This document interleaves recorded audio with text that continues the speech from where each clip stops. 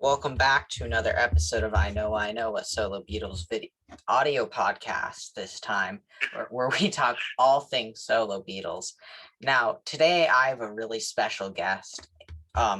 He is the host of Beatles News Briefs podcast, the former co-founder of Things We Said Today, and the author of the book Meet a Monkey, Davy Jones. Welcome, Steve Marrinucci.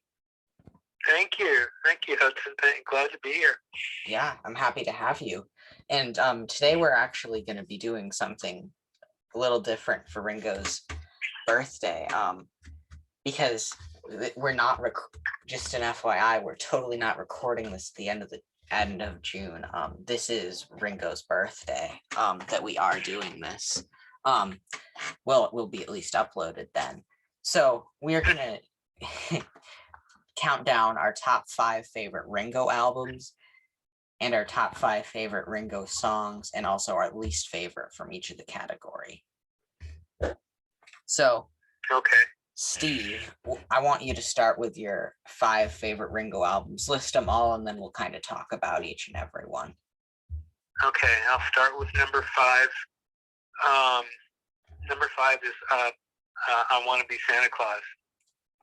And the reason for that is because it was so unusual for Ringo. I mean, nobody would ever have suspected Ringo to do this, and it actually worked out pretty well. It was a little funky in places, but it worked out well. And there's an intriguing element to all of Ringo's releases. They all kind of show his humor a little bit, and this is very much that, because like I said, nobody would have ever suspected he would have done a Christmas album. I mean, Paul did an obscure Christmas album way back in the 60s, and but none of the other Beatles had ever, I mean, outside of what the Beatles did themselves, none of the other solo Beatles had ever done a full Christmas album. And I'm not going to count the Paul thing, because it really wasn't. It wasn't meant for the public, but the Ringo thing was, and it's very amusing, and it works well for that. So. Yeah, really great choice. I was happy to see something unusual in there. I mean, I wouldn't count it as a great album or a bad album, but I like that it's a different choice. I agree. Yeah, it's not a fantastic album, but the fact that he did it, and the fact that the fact that he put the time in for it, and the music was great too. So yeah, it's probably not the first thing you think of, but it's still, a standout somewhat. So there we go there. Yeah, it's better than Bob Dylan's Christmas album, to say the least. Yes, much better. That's very kind of, and his Frank Sinatra album, which I have yet to listen to. I'm a big Sinatra fan, but I will not listen to that. And I'm a big Dylan fan, but not him doing old people standards. Right. So what's your number 4? Number 4 is Why Not. His later albums, all tend to, I mean, they have they're all pretty much the same in quality. Not the same. They don't vary much, I should say. And Why Not is great because of songs like Fill in the Blanks, which I suggested to drummer. I can't remember the drummer's name in the All-Star Band at the moment. I had suggested to him that they do that they put that in concert, and they never did, unfortunately. But because it's such a good rockin' song. Peace Stream was another good song, and Walk With You is beautiful. Walk with You is just absolutely tremendous. It is. And so, yeah, that was that I think. I mean, like I said, a lot of those albums, and actually, in going through all these albums, what's really weird is so many of Ringo's albums, even the bad ones, have at least one good song on them, one really good song. But this one has several.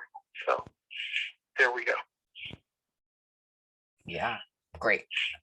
I mean, I feel like the only bad, like, there's one awful song on there, and that's the "Who's Your Daddy" song. With that's just embarrassing. Yeah. Well, he did. I mean, the thing is that he's not self-conscious about doing songs like that. I mean, there are several songs that you kind of go, Ringo, what are you doing? But he doesn't. He just is so casual, and he just figures, hey, I'll do what I want to do, and he does.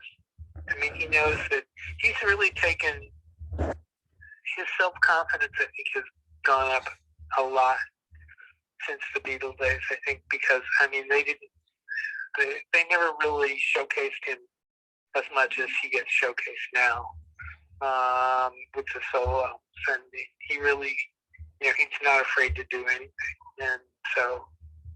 I mean, it may not always work out great, but he does it anyway, Yeah, and the drummer is Greg Bissonette. That's right. Yeah. But yeah, I thought that would have been a great song.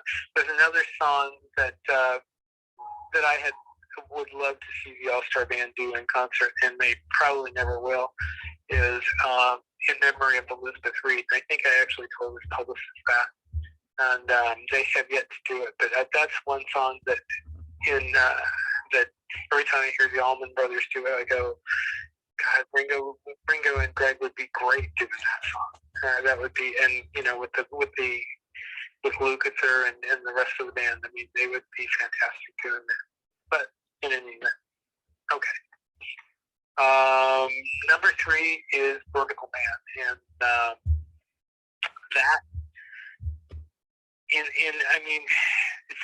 that was a kind of a tough one between that and Time Takes Time, but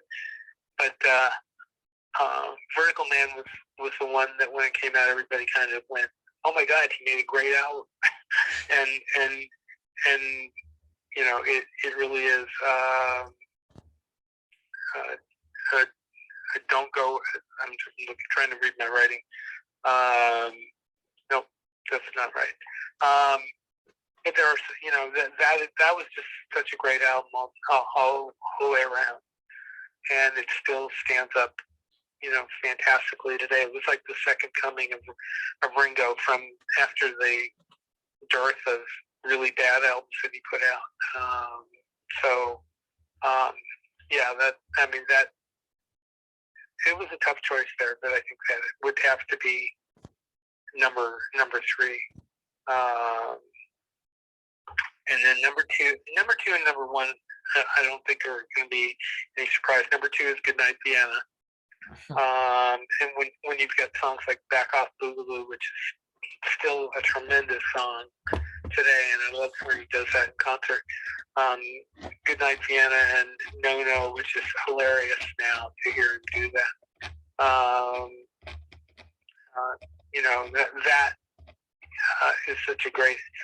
It was running on the tails of the Ringo album, but still, it's a great album on its own. I suspect probably most of your listeners have heard it, but there's a great. I hope you don't hear the background noise too much. There's a great bootleg demo out there of John doing Goodnight Vienna that is just absolutely wonderful. It is really wonderful. Yeah, and so that but Ringo does it. Does it great, and the video done on Capitol Records is fantastic. I've been lucky enough to have been in that building a couple of times, and I've been up on that roof. And when you're up there, you kind of think about that. So that's cool. And then the obvious number one, no surprise, is the Ringo album. And I mean, that's in terms of classic Beatles solo albums, that's one of the ones that that you have to list. And he managed to get all three of the other guys on it, and it gave him a photograph, and I'm the Greatest. Also, there's a wonderful collection of demos of that John did, which that one's really stunning to hear. Number one, because it's superb quality, but it's also just a great song to hear John do that.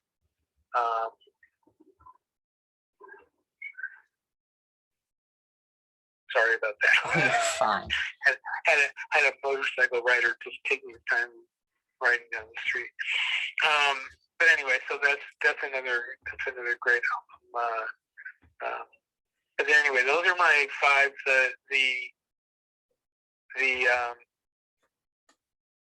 The bad one, and actually there are two that you kind of go. Mine is Boku of Blues. I can actually handle Ringo singing Sentimental Journey, but Boku of Blues is just so completely out of character and just does not work for me.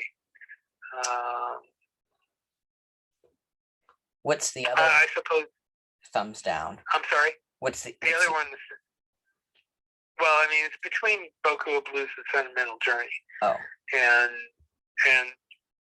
I can, like I said, I can handle Ringo singing Sentimental Journey, but the stuff on Boku of Blues, despite the fact he's got some fantastic talent playing behind him, just doesn't make it. So, as far as you want to talk about this a little more, or do you want me to go into the song? Oh, we're gonna talk about this.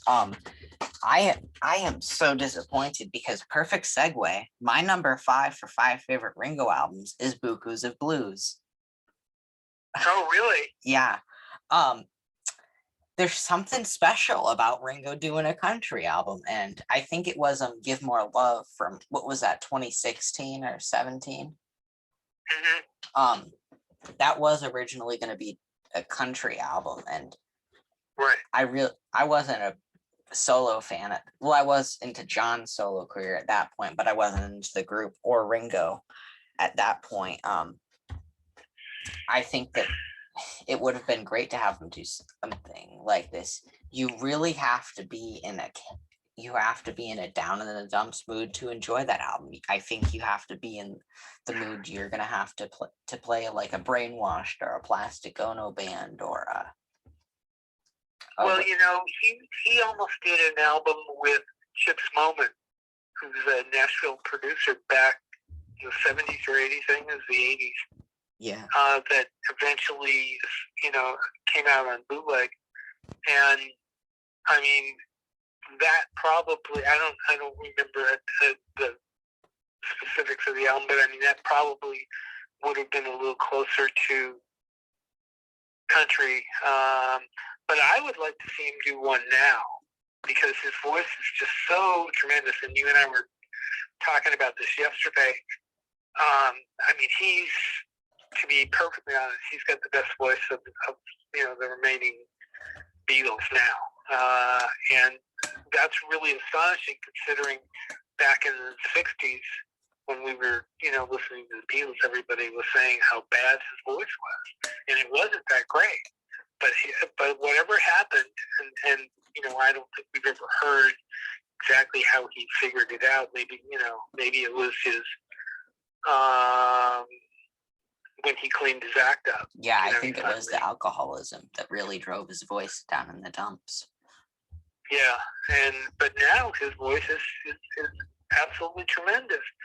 and he's, I mean, not only that, I mean, the guy does, you know, what is he, 70 what? And he does jumping jacks at the end of his shows. I mean, that blows me over. I mean, as somebody who can, you know, who tries to do jumping jacks once in a while, the fact that he can do them at his age at all, I mean, that's pretty amazing. So yeah, most 80-year-olds are in. A lot of 80-year-olds are in nursing homes at that state, unfortunately. Yeah. Yep. And he's out there, you know. I mean, he's been giving you know, tips on health and everything like that, which is kind of interesting too. But I mean, it's worked for him, and that's really what's so great, you know. So, but in any event, yeah, I think it's fantastic that he's doing so well, and that he got his act together, and that, you know, that he sings so well. I mean, his last few albums, although they haven't sold a lot, he jokes about it.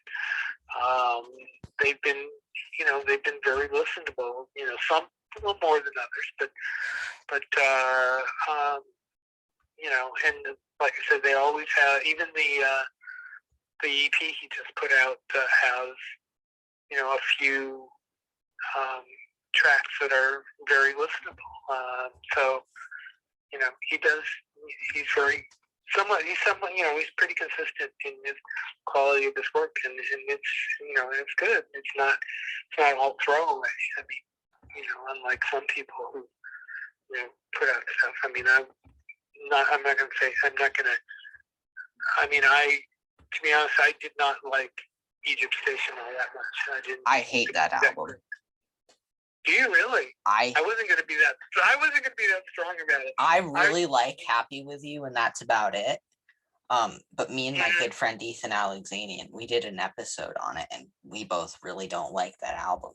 I got the album. They sent me an advance of the album a couple of months before it came out, and I did my damnedest to try and get into it, and it was just impossible. I couldn't do it. Yeah.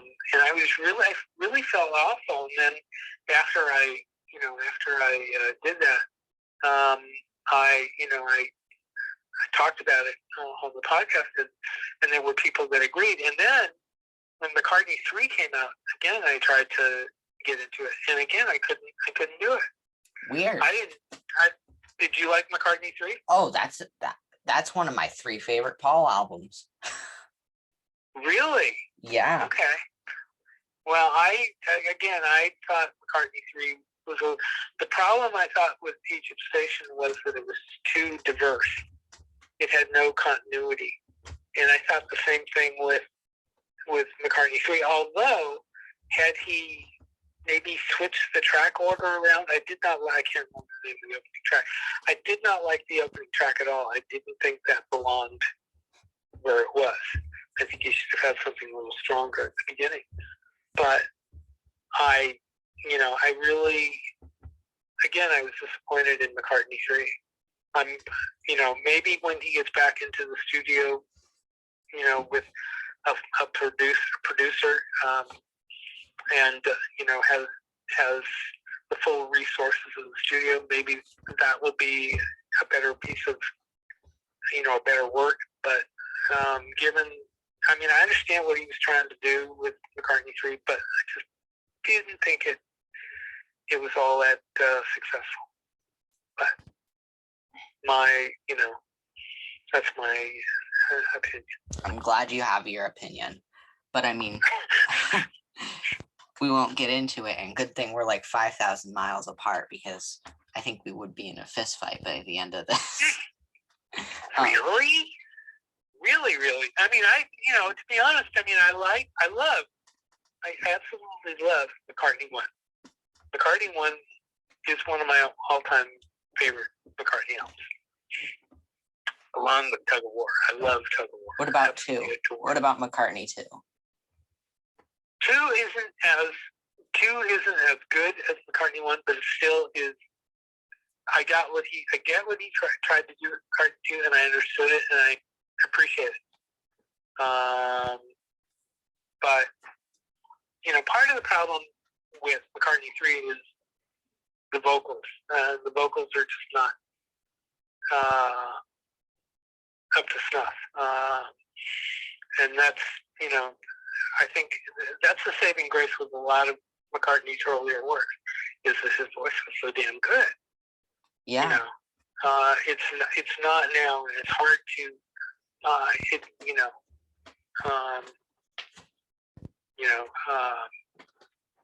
I mean, there are some McCartney albums that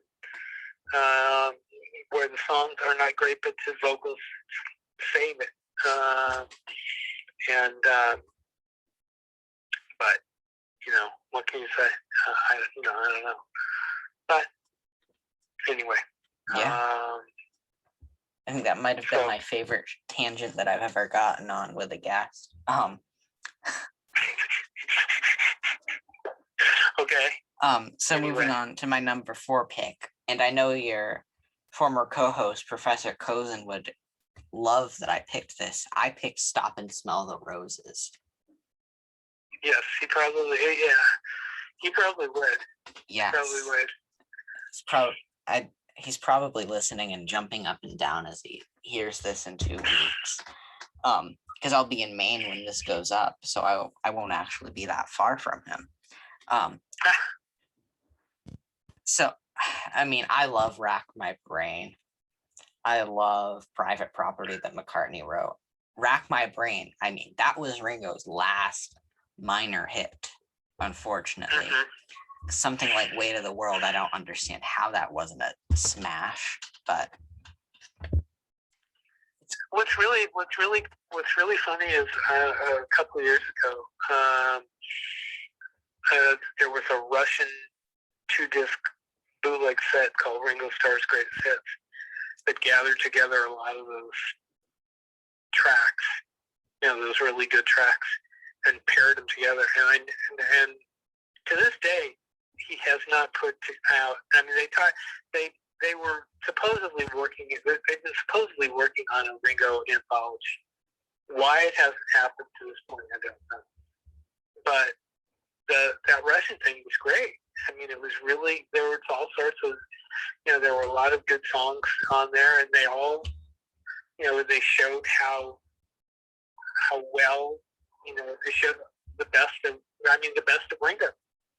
And why they haven't done that since, I don't know. Like I said, I mean, there's at least 1 or 2 really, really good songs on every Ringo album. And why he hasn't done it, I don't know. But anyway. So you like Stop and Smell the Roses? Yeah, I mean, it's a lot of fun. I mean, I cannot stand, and I will emphasize this, I cannot stand the redo of Back Off Boogaloo. I hate that thing. That is seriously the worst thing. And other than he loves to redo things. It's ridiculous. Too. I mean, he redid Let Me Do. He loves to to grab at the past, and I kind of wish he wouldn't do that. I mean, look at the past work of his last 20 years. Most of the last 20 years of work. What are half the songs about? Liverpool. I mean, in the Beatles, well, I mean, name checking every what song. what that was all about. I mean, that was, he claimed, which is funny. He said he was never going to do a book, but he's done books, although he hasn't written them. So, but I mean, the Rory and the Hurricane song. I mean. I don't know. I don't know what to say. By the way, there's an interesting bringing up Rory and the Hurricanes. You probably know that there was a tape of Rory and the Hurricanes that came out several years ago, and unfortunately it didn't have Ringo on it. But I always thought the band sounded fairly decent. Yeah. And then what did you think? I didn't think it was spectacular, but I thought it was okay. Okay. So shortly after it came out, Mark Lewis's book came out, and I had the honor of interviewing him in San Francisco. Oh. And I asked him about it, and Lewison hated it. Lewison said it was awful. He said Rory and the Hurricanes were one of the worst. I can't remember his exact words now, but he basically was very critical of Rory and the Hurricanes. And I was astonished. Not every amateur band in Liverpool was worth, attaining Beatles status. And certainly, Rory and the Hurricanes were not, but I didn't think they were that bad. But he was very critical of Rory and the Hurricanes. Yeah. I thought was really amazing. But anyway, okay. What was number 3? Number 3, same as you, Vertical Man. Definitely my favorite Mark Hudson Ringo album. And I'll be honest, I'm not a big fan of Choose Love and the last one. I can't think of the name, but we'll actually get to that later. I feel like some of the reasons that I didn't care for those is I know Mark Hudson loves Beatles. I mean, that man is the world's biggest Beatles fan. And I think he just sometimes does too much Beatles sounding. I mean, I feel like with this one, there wasn't a lot of name checking. I mean, you've got great stuff like Weight of the World, La-Di-Da. If that was released in 71 or 2, that would have been a number 1 hit. And I like that Ringo's writing most of these songs. Or co-writing most of these songs. It's good. And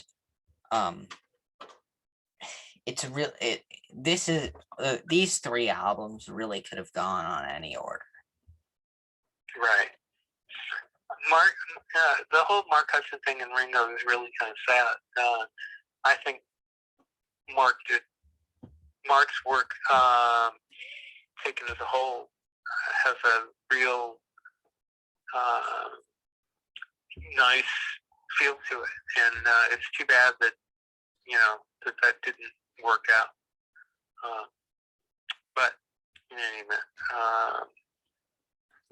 yeah, and I mean, and I don't, and apparently there's not been any reconciliation there. It's too bad. Yeah, and someday, I mean, because Mark's kind of gone off out of the public in the last year or so, but I mean, most celebrities haven't really done anything. Mark, if you're listening, send me an email because I want to interview you. I wouldn't mind interviewing him myself. Yeah. But in any event, that would be it. He's I met him briefly at Beatle Fest. I didn't really get to talk to him all that much, but as colorful at least is at the minimum is what you say about Mark. Yeah, I mean, I love his beard. I get a kick out of his beard. I will say that. And I mean, killer producer. I mean, that man can produce well. I mean, I love that Jolie Molland album that came out last year. I thought that was great, but yeah. Moving on to my number 2. And he also was around for Ringo and the Roundheads, which was unique in the fact that it was all Ringo. Yeah. And I think more people have wished that he would do that rather than do the All-Stars. Although I think the All-Stars worked, although I also think the All-Stars has gotten into a formula where it almost seems like an act rather than a band. Yeah. But but still, I mean, the fact that they started out as what they did. I mean, the All-Stars didn't start out, I don't think, as a permanent thing. It started out as a way to showcase Ringo. But he started out with such a great group that first tour, and I was lucky enough to see that. I mean, that was I had to see that. Number one, because I was a big fan of Billy Preston. Number two, I was a big fan of the band, and to see two members of the band and Billy Preston on stage together with him was absolutely incredible. And getting to hear the Von Helm sing "The Night They Drove Old Dixie Down" was something I will never, ever, ever forget. I mean, I never did it. I never saw the band, even though I live in the San Francisco area, which is where the Last Waltz was. I didn't go to the Last Waltz, unfortunately. But yeah, that was amazing. By the way, I keep thinking of things while you're talking. When I talked to Patty Boyd several years ago, I found out, and I'm not sure I knew it at the time, but she was at the Last Waltz because she was with Eric at the time. Oh wow! Yeah, she was there. And although I don't remember any, I'm trying to remember if there might be pictures of her out there, but I don't recall any off the top. But she did not know that the place had been torn down. I had seen many shows there. I have some wonderful memories of being there, but I never saw Eric there. Never saw. Obviously I never saw the band there. But yeah, she didn't know the place had been torn down. I told her about it. The interview that we did was in San Francisco, so we were within, I don't know exactly how close we were to where it was, but yeah, we were in San Francisco. But yeah, she didn't know that the place had been torn down. So yeah.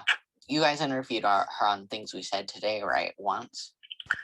Yes, we did. Yeah, we talked to her one time. Yeah, she's. I mean, my favorite Beatles trivia question, even though it's not really a deep trivia question, is what was Patty Boyd's one-word piece of dialogue in A Hard Day's Night? I love that question. Yeah. So, moving on to my number 2 pick. No surprise, my number 2 is Ringo.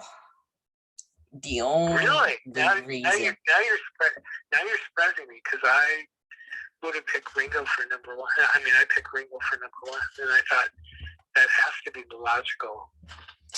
I think I had to do something different. And I think it's just fatigue factor on me. I think unfortunately, that's happened with a lot of the 70s solo material. Especially Band on the Run and Imagine. The thing that makes Ringo, I think, long-lasting is, it was it created his strongest chart success, and the fact that he managed to get all 3 guys on there with him. So I'm interested to see what you pick number 1. But I think that Ringo, you really have to leave Ringo number 1. That's my thinking. I don't see any way of not picking that number 1. But like I said, I'm curious to see what you pick this number 1 now. Now, anybody who knows me well, my number 1's Ringo the Fourth. Really? I'm kidding. Okay. I'm kidding. It's Time Takes Time. Okay. Yeah. Okay. I was gonna after you said that, I was going to say the old joke that Professor Cozen used to use about life. Oops. I'm hoping you're not hearing those recordings. I hope. Nope. Good. Okay, that's my doorbell that I'm hearing in my ear. That Professor Cozen used to use with Life with the Lions. We used to enjoy that. Bringing up Life with the Lions. Yeah, I mean, it's a very strong album. I agree. The thing is that it's a lot of those albums from the later years. It's hard to grab one. It really, really is. I mean, there's almost any number that you could go, I mean, that's a good choice. I have to say. Yeah. I just don't see, and I'm gonna say it with you that I can't see how you could not pick Ringo for number one. I mean, this is like some of the, I just can't see that, but that's me. So there. Yeah. But, a good choice, though. I have to say, very, very good choice. I mean, Late of the World. I love Golden Blunders. There is not a song that I don't love. On there. I love the Jeff Lynne production, and I mean, it's got 3 different producers. And I'm looking at the vinyl copy that I have, and I mean, it was released on a very small label. I'm trying to see what label it was originally released on. If it says somewhere in the corner, it does not. I think it's Koch. Yeah, that sounds about right. But I mean, this was out of print. I mean, I remember it was like $100 to get the CD or something. Oh, really? For a long time. Wow. I mean, you've got Don Watts, Jeff Lynne, Peter Asher, and Phil Ramone as producers. I mean, that's a good realm of producers. I mean, yes, it is. Jeff Lynne was hot off the heels with Cloud 9, the Wilbury stuff, and I mean, Full Moon Fever, and I mean, later to do Anthology and Flaming Pie, which, if you know, that's one of my favorite albums of Paul's. Oh boy, I'm glad we're not doing Paul albums right now. Why does somebody in the that's on the other line not like Flaming Pie? Do you not like? Well, I'm trying to remember. I think we did a Flaming Pie show. In fact, we did on Things We Said Today, and I was not really enthusiastic about it. But what can I say? That's good that you have a different opinion. Right. On the other hand, Run Double Run, I absolutely adore. I do too. That's so fun, and I love that song. Yeah. No Other Baby. That's, even though that's a cover, that's in my top 10 Paul songs of all time. You know, of course, I'm sure you do, that Chad and Jeremy did that song on the Dick Van Dyke Show. Yeah. And I had the opportunity to talk to Jeremy Clyde about that, and I think I also interviewed Chad Stewart too before he passed. But Jeremy Clyde talked about how much fun doing that show was. But yeah, I really, really, I love that album to death. I do. He pulled out some deep, deep songs, and that was just fun. It was perfect for him. Yeah. So. And now going on to my least favorite album. Now, okay. Ken Michaels, I'm apologizing in advance. Uh-oh. My least favorite Ringo album is Liverpool 8. Really? It's the same. I remember when that came out. It's almost as old as me. Little Too Late is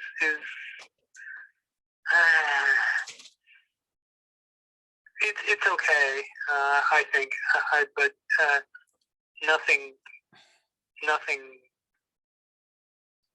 steps on Boku of Blues as far as being bad. I'm surprised you're not saying Ringo the Fourth, or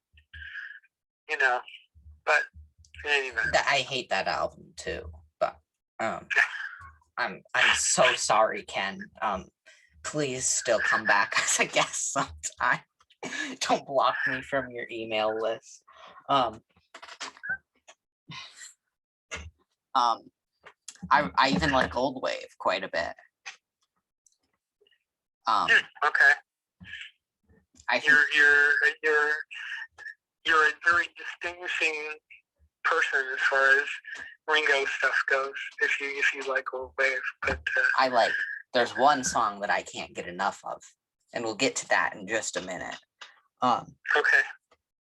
But it's too repetitive, and I was scrolling through Ringo's albums, and when I was looking at it, and I couldn't remember a thing about it, and I've played all of those albums probably.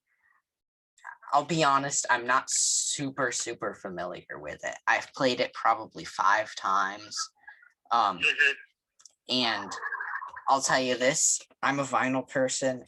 None of those Mark Hudson albums, except for Santa Claus, are on vinyl.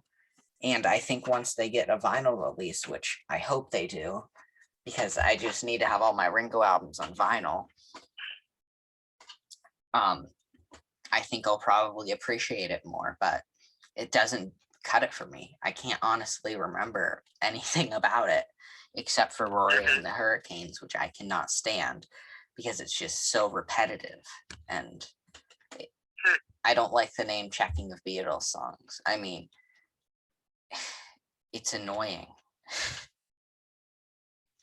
I think he did a little too much cashing in on Beatles. I mean, once or twice would have been fine, but it gets embarrassing when you do it, over and over and over and over again.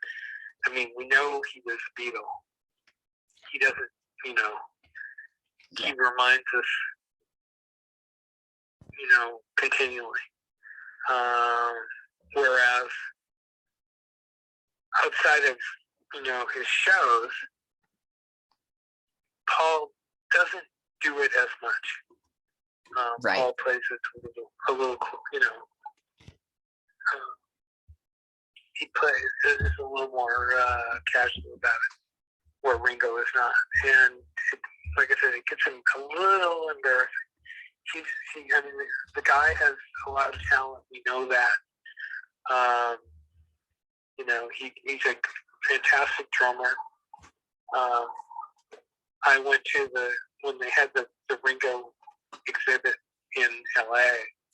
I saw that, and I mean, there were some, not only were there some great pieces of memorabilia there, but there was a great little interactive thing where you could interact with him, teaching you how to play drums, and it was absolutely incredible. That was one of the best things about that exhibit, that he would do that, and it was fun.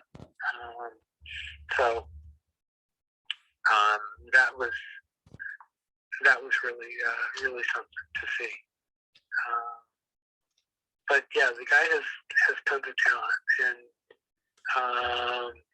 I don't know. Maybe he feels like after all these years, he needs to still, after being in front of or behind, Paul and John, he needs to say it. But I mean, even Paul now, has helped push Ringo in front. I mean, with the vocals he's done on the solo songs, and just being there for him at the birthday thing at Radio City, which was, I mean, that will live forever. I mean, that was so fantastic.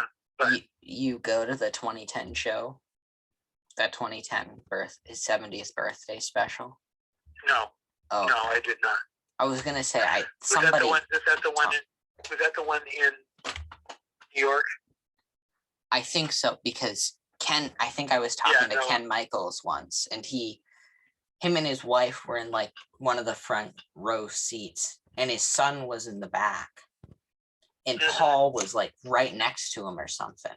Yeah, that was funny because that night I was home, and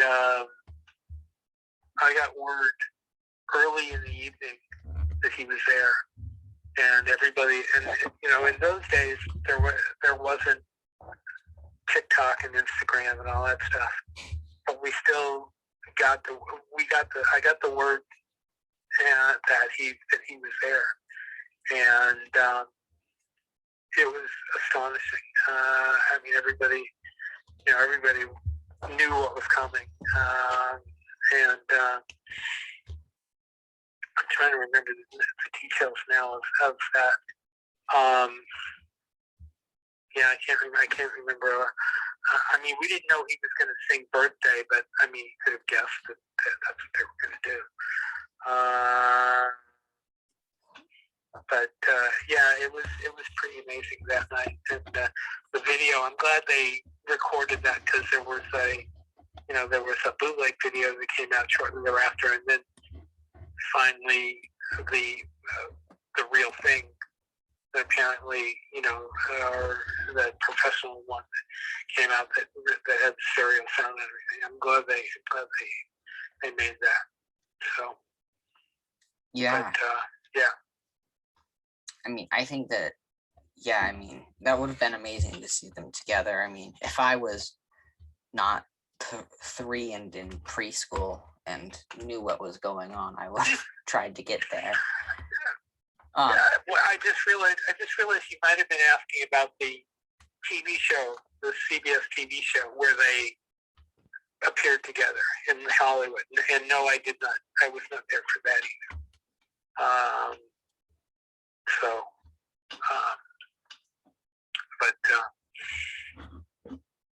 Yeah, I honestly don't like those type of phony tribute things, and fortunately Paul and Ringo were a part of that. But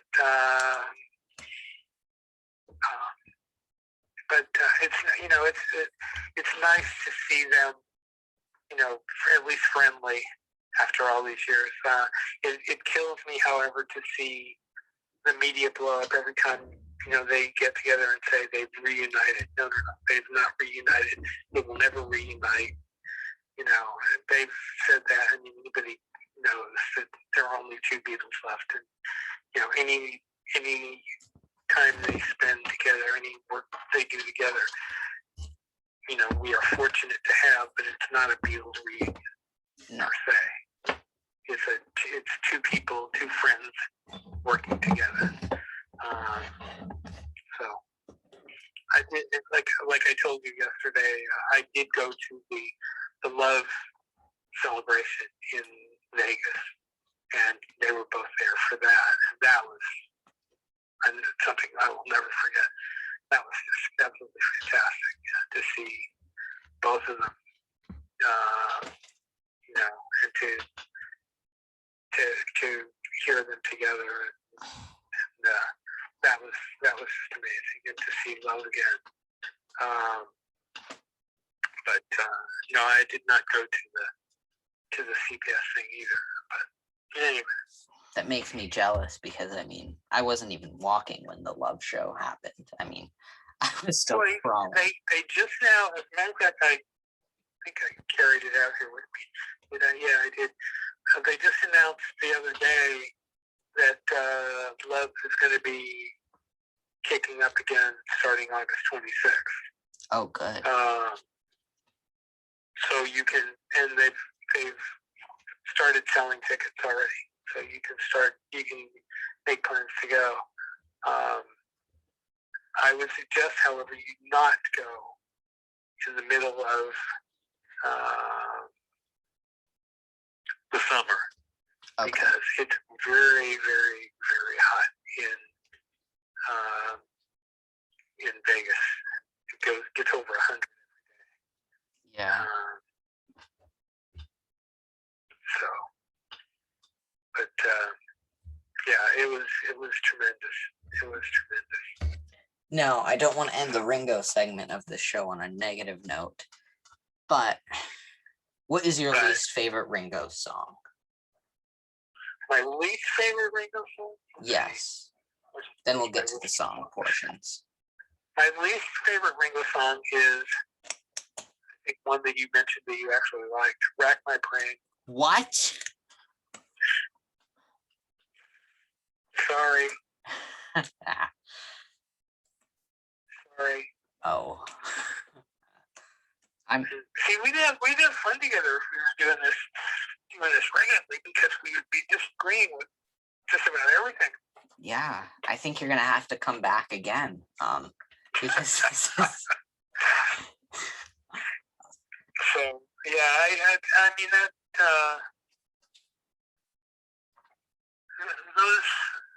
that whole period is just not Ringo's good period, and I don't like any of, maybe I'm being a little too undistinguishable, but that whole period was just not good as far as creatively for him. So I guess that's why I don't like that. So. Yeah, so my least favorite is Love Me Do Read You from Vertical Man. I can understand. It's that. awful. I didn't even mention that because it's just so bad. But yeah, I can definitely understand that. Definitely. Yeah. Not gonna argue with you on that. Now list off your 5 favorite Ringo songs now. You want me to do them one at a time, and then, or do you want me to just give you the list? Give me the list, and then I'll argue with you. Oh, okay. Number 5 is Never Without You, because that's such a tender tribute to George.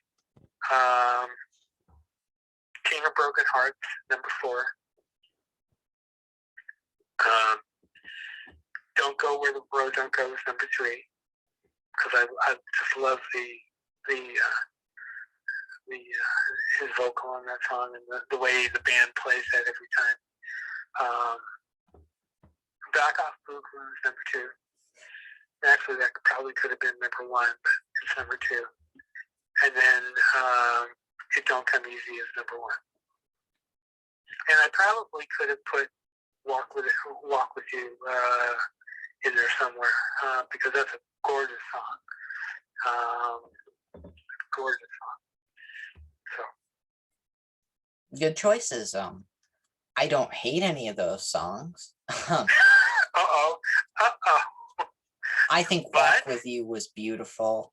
King of Broken Hearts.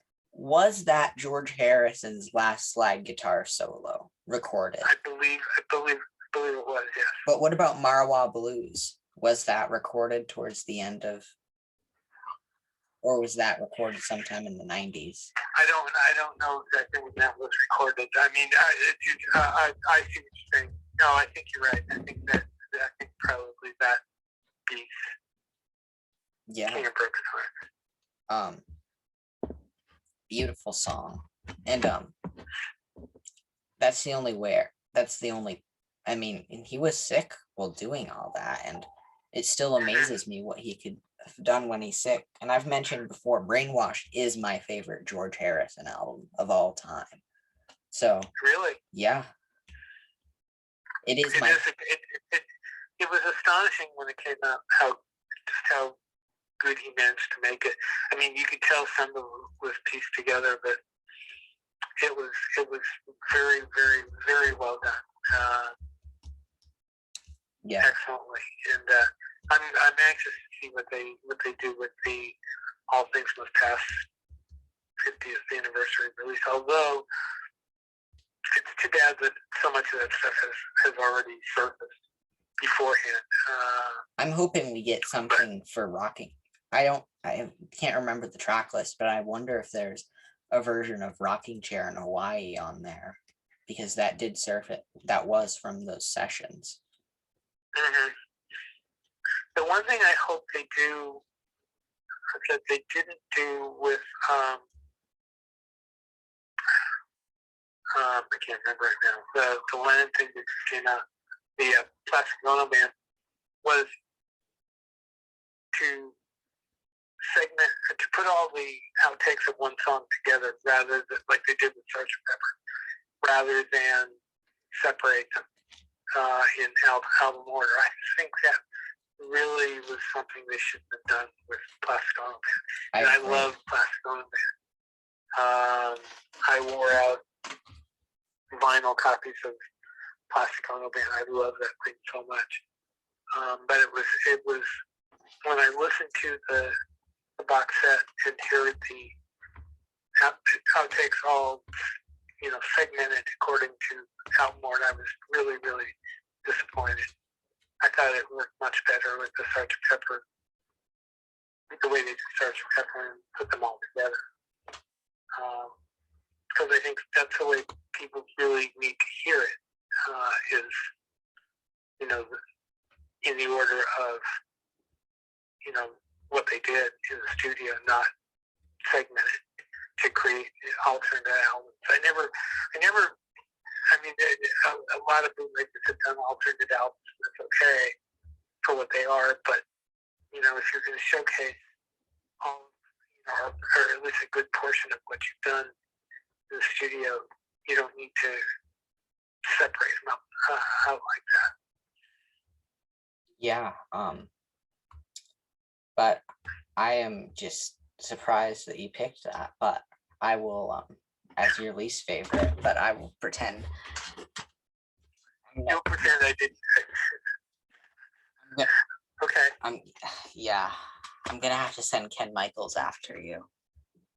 Uh-oh. Or Kid O'Toole. Yeah, one of the two. The queen of all Beatles media. Yep. Now I'm gonna list my 5. Okay. Number 5 from Old Wave, In My Car. So catchy. You're going a little deeper than I did, but okay. So catchy. So much fun. He sounds just happy and drunk, and I don't know and why he's drunk. That's not the reason I like it, but it's a lot of fun, and I can't get enough of it. Number 4 is, I think, the most Beatle-y song from Time Takes Time, Golden Blunders. I love the chorus. You don't want to watch what you're going to say for a long time. Let me just get the lyrics, actually. You're going to suffer that guilt forever. You're going to mess things up. You do it never. But you thought you would never. Just great. And great guitar from Waddy Watchell, who I think is such a fantastic guitarist. Played with Stevie Nicks, and I'm a sucker for Stevie Nicks and Fleetwood Mac. Linda Ronstadt. Yeah, it's amazing. Number 3, I'm the Greatest, previously mentioned. I don't love the John version as much as most people do. I think it's a Ringo song. Right. It sounds like Ringo. You're absolutely right. There's no question that listening to the demo, it's a Ringo song. It sounds actually a little funny hearing John do it, but at the same time, it's nice to hear, what John envisioned for it himself.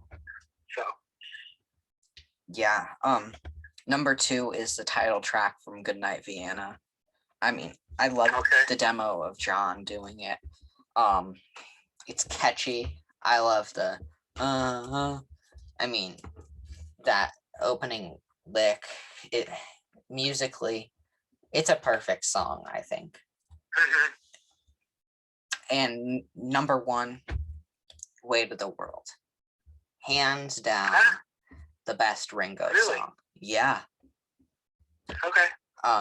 Interesting. Fun, upbeat, great lyrics. Who wrote that? Was it Diana? Was it? Who wrote that? Whoever wrote Diane Warren, I think, wrote it. I mean, great. I mean, if I'm gonna play a Ringo song, that's the one I'm gonna probably play. I don't get fatigued on it. Okay. I really, like I said, I like, my choice was Don't Come Easy, and part of it has to do with the George Harrison demo that's around. It's absolutely beautiful. I mean that was written, specifically for the two, because of his friendship with Ringo. I would love to see a book on their friendship. I don't think we'll ever get it, but it would be great to hear stories about how the two of them, were friends. Was it because of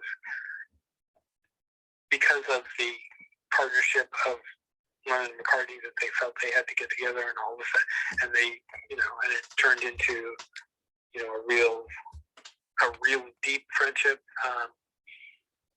Maybe that's the case. I don't know, but it's an interesting idea.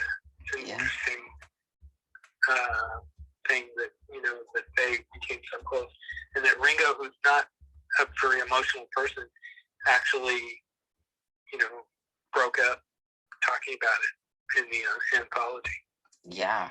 So, I mean, now I just want to get into some general opinionated questions, because why not? Oh, sure. Pun intended. Who's your favorite Beatle? Group wise. Favorite Beatle? George. Good choice. Because of his playing, his spirit,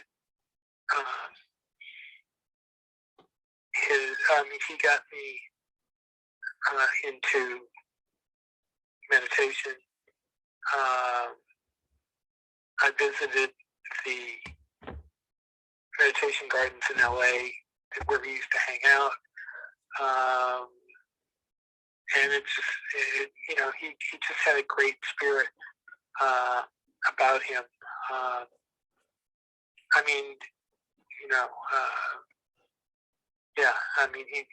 There was just so many things about him that he did that affected all of us, not just,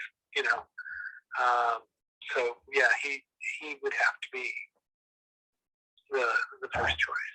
Have to be. I do have to say, however, though, that there are other things from each of the others that have influenced me. One is Paul McCartney almost turning me into a vegan. I'm not a vegan, but I'm very much more a vegetable person now than I was when I was many years ago. So. That's awesome.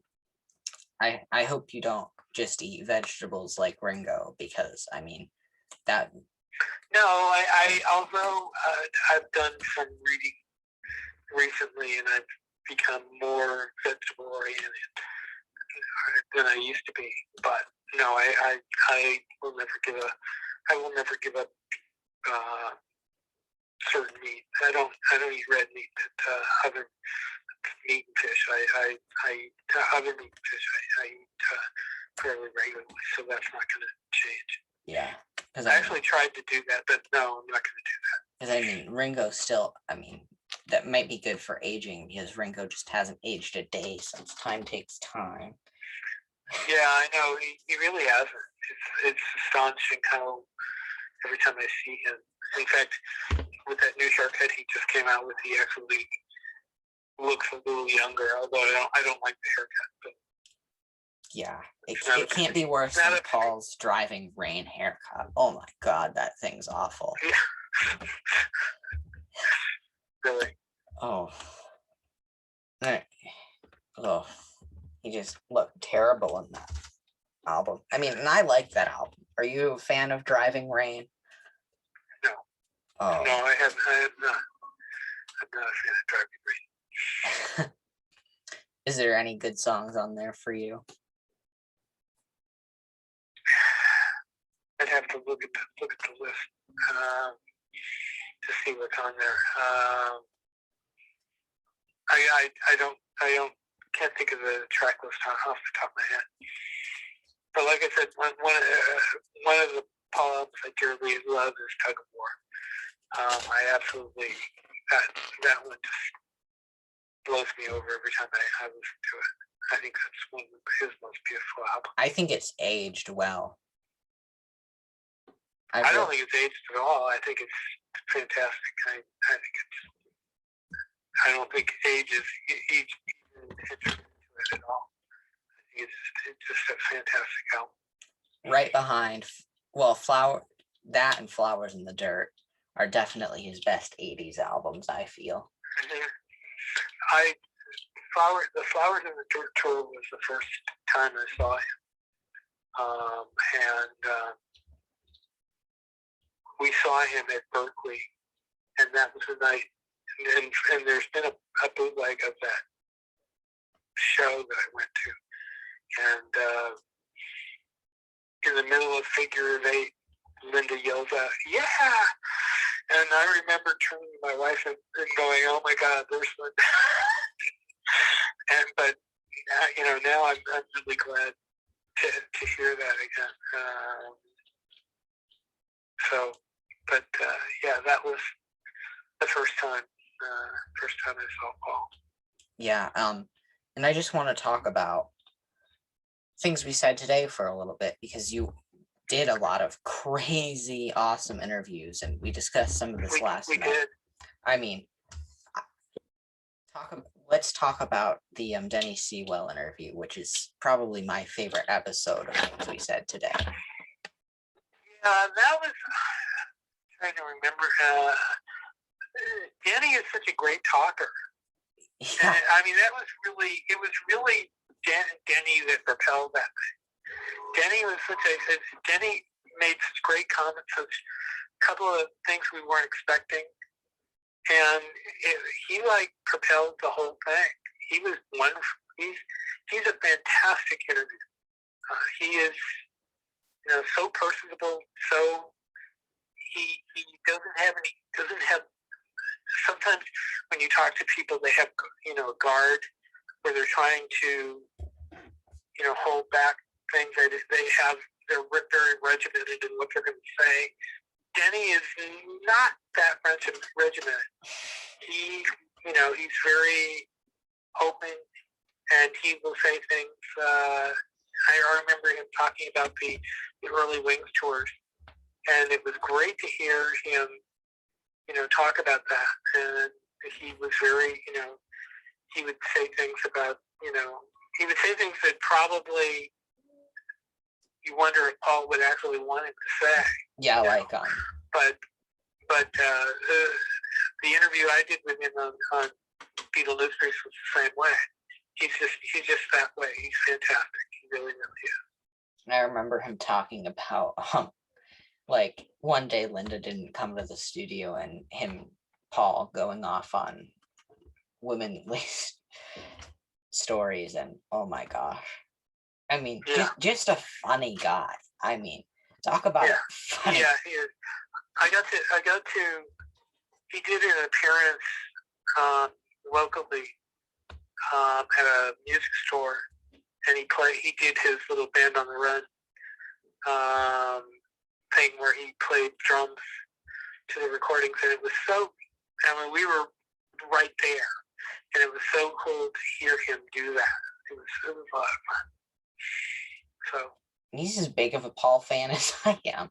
I mean, he's a big Beatles fan too, and I think that yes, he is. With some people, that was what was so nice talking to him how much of a, but at the same time, he knew that working with Paul was a job, and he had to, he was the drummer guy, and he had, certain responsibilities that he had to do.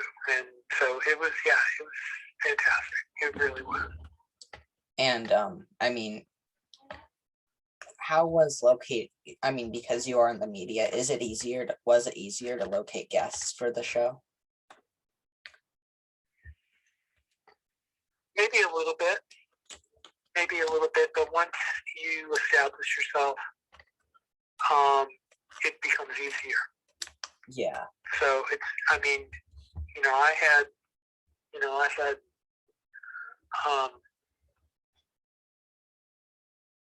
as far as media experience goes, in terms of things we said today, Alan beat me out, because Alan had been at the New York Times. I don't think he had been there at the Times as long as I'd been at my newspaper, San Jose Mercury News. But he had the connections.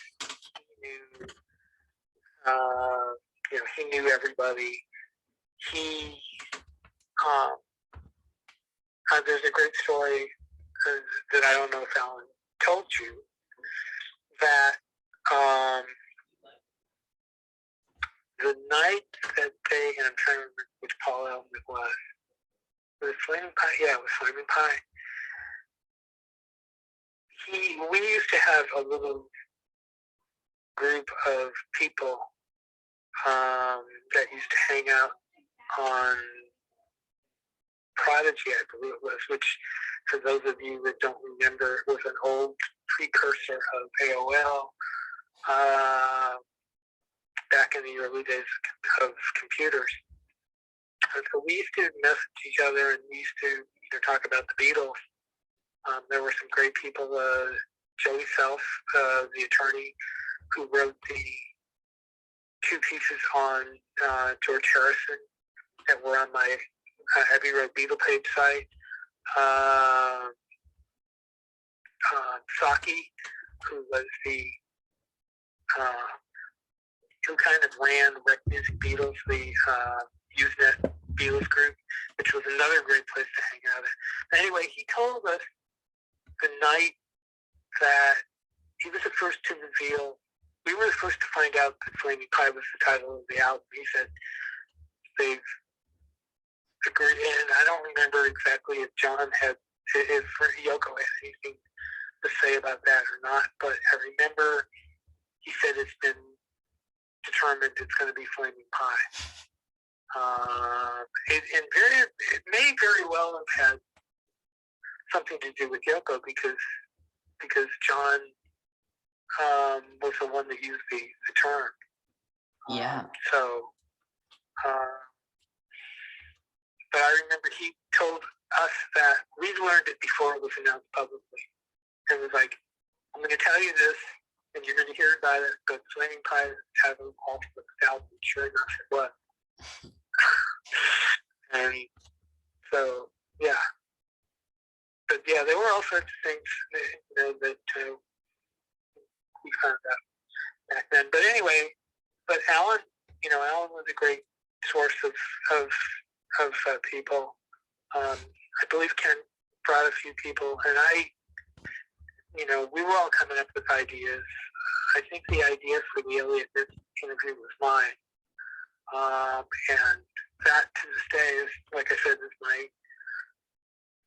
I told you yesterday, is one of my favorite, because Elliot was just so wonderful with details and stories about John and Yoko. And of course, he, I've heard, you've heard people on the internet, complain about the fact that he, was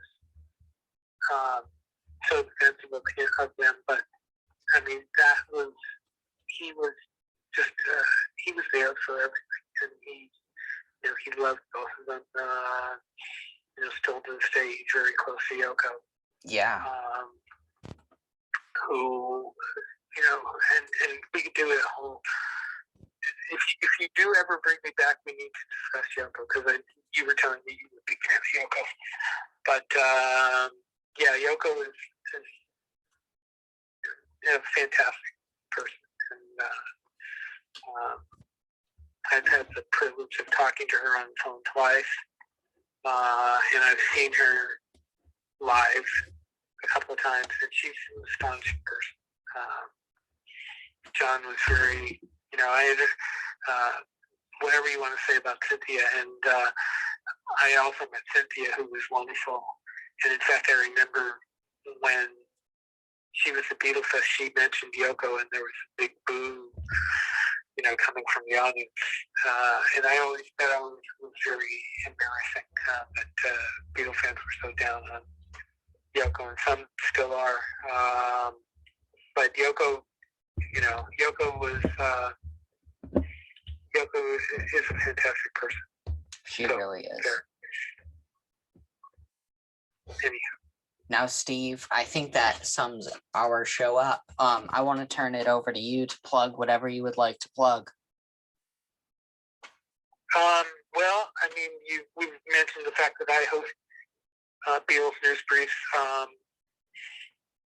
We've been, because of everything that's going on in the world, we haven't done as many as we used to do. Hopefully we'll get back to that soon. There's also my book, Meet a Monkey, Davy Jones, where I have my 2 interviews with Davy, and also my review of the show that the last tour he did with Mickey and Peter. And eventually, and I've said this before, and it hasn't come to fruition yet, but eventually I will put out a book of some of the rest of my work. I have a lot of work dating back from my freelance days at the newspaper to my more recent work, my interviews, and I hope to include stuff that hasn't been published before. I have some great interviews. I have some great pieces that nobody has ever seen. So eventually, hopefully, that will happen. But there you go. Beatles News Briefs is on Apple Podcasts, and it's on all the usual podcast places. If you want to find it, there's been some great shows on there. Oh, man. And if anybody would like to get in touch with you, how would they do so? BeatlesExaminer@gmail.com is my email address. Awesome. So I'm going to plug my stuff now. If you want to shoot me an email, I know podcast@gmail.com, at icloud.com. Ignore what I said. This is an audio version. We apologize for the technical difficulties, but I think it's good to do audio sometimes, change it up. So I did appear on Paul or Nothing, the what's it called? The Mac It in Your Attic with Sam Wiles. I will post that link up under the description when this does go out. So peace and love, everybody.